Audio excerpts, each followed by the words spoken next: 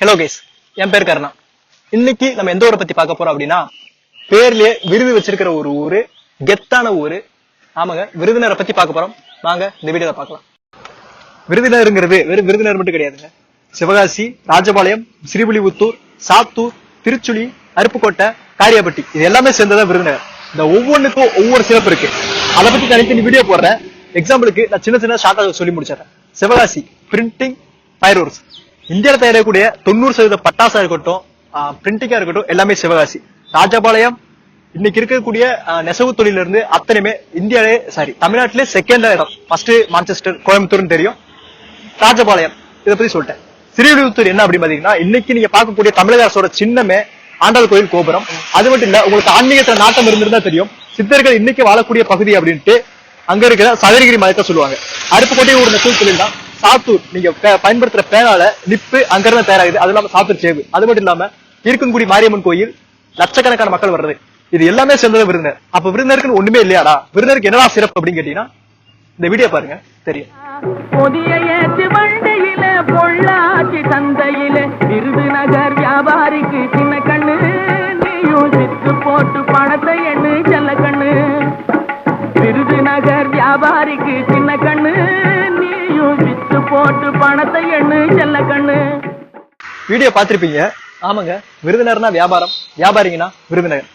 இந்த ஊர்ல அந்த அளவுக்கு சுற்றுலாத்தலங்கள் கிடையாது. விருதுநகர்ல அந்த அளவுக்கு சுற்றுலாத்தலங்கள் கிடையாது. ராஜபாளையம் அந்த பக்கம் இருக்கு.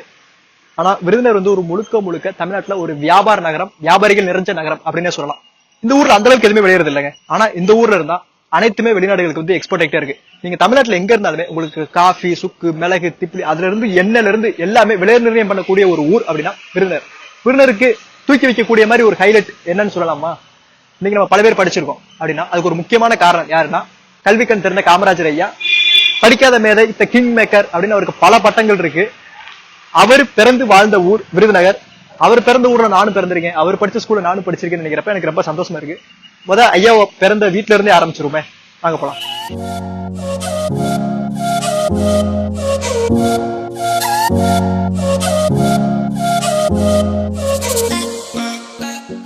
இப்ப நான் காமராஜர் ஐயாவோட பிறந்த வீட்டுல இருக்கேன். 1903 இருந்து 1975 வரைக்கும் வாழ்ந்த ஒரு மகான்.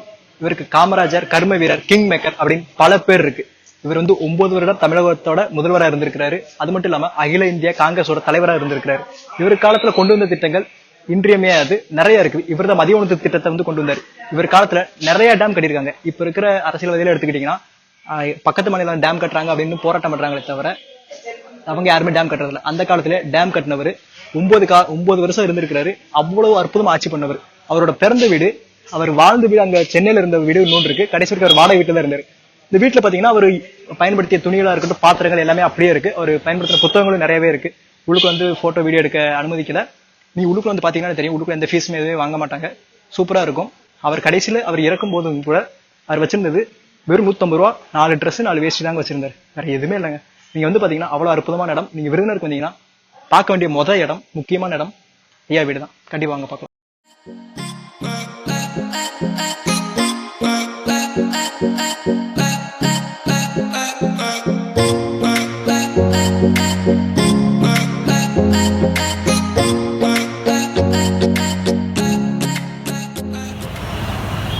நான் விருதுநகர் தெப்பத்துல இருக்கேன்.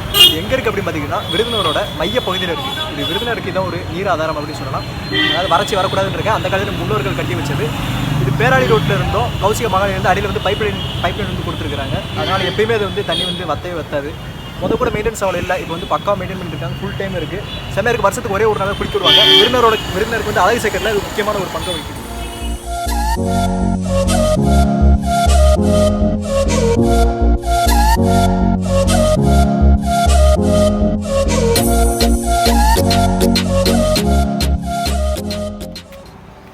இது சத்திரிய வித்யாசாலா ஸ்கூலு.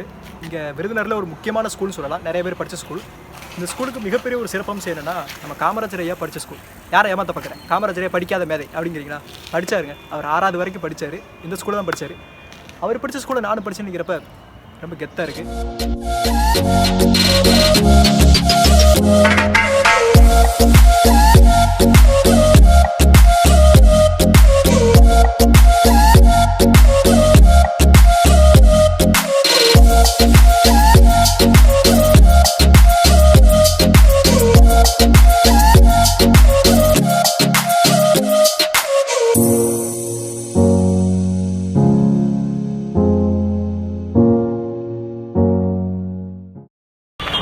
முக்கியமான கோயில்னா மாரியம்மன் கோயில் ஒன்று, வேலுந்தம்மன் கோயில் ஒன்று.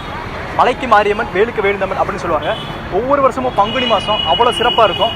எல்லா விருதுநகர்காரங்களுமே எப்படா ஏப்ரல் மாதம் ஸ்டார்ட் ஆகும், பங்குனி மாதம் ஸ்டார்ட் ஆகும்னு அந்த விழாக்காண்டி தான் ரொம்ப காத்துட்டு இருப்பாங்க.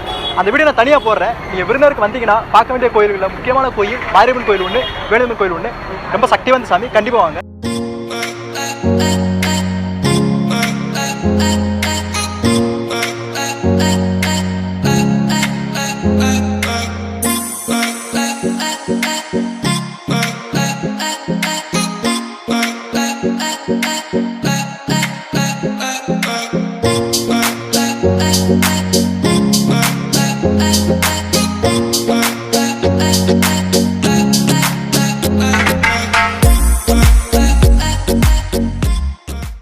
விருதுநகரில் புரோட்டா ரொம்ப ஃபேமஸ். புரோட்டா நிறைய இருக்குங்க. கொத்து புரோட்டா, எண்ணெய் புரோட்டா, வாட்டு புரோட்டா அப்படின்னு நிறைய புரோட்டா இருக்குது.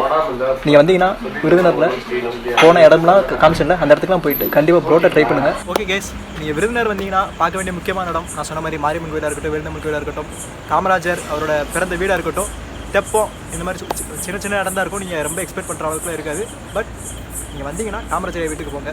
அவ்வளோதான் கைஸ், இதோட இந்த வீடியோ முடிச்சு. இந்த வீடியோ பிடிச்சிருந்தா லைக் பண்ணுங்கள், பிடிக்கணும்னா டிஸ்லைக் பண்ணுங்கள். Keep supporting guys. சப்ஸ்கிரைப் பண்ணுங்கள், அந்த மணியை தட்டி விட்ருங்க. கமெண்ட்ஸில் சொல்லுங்கள் கைஸ், வேறு என்ன இம்ப்ரூவ் பண்ணலாம் அப்படின்ட்டு, வேறு எந்த இடத்துக்கு போகலாம் அப்படின்னு நீங்கள் கமெண்ட்டில் சொல்லுங்கள். அந்த இடத்துக்கு போகலாம். Okay, see by.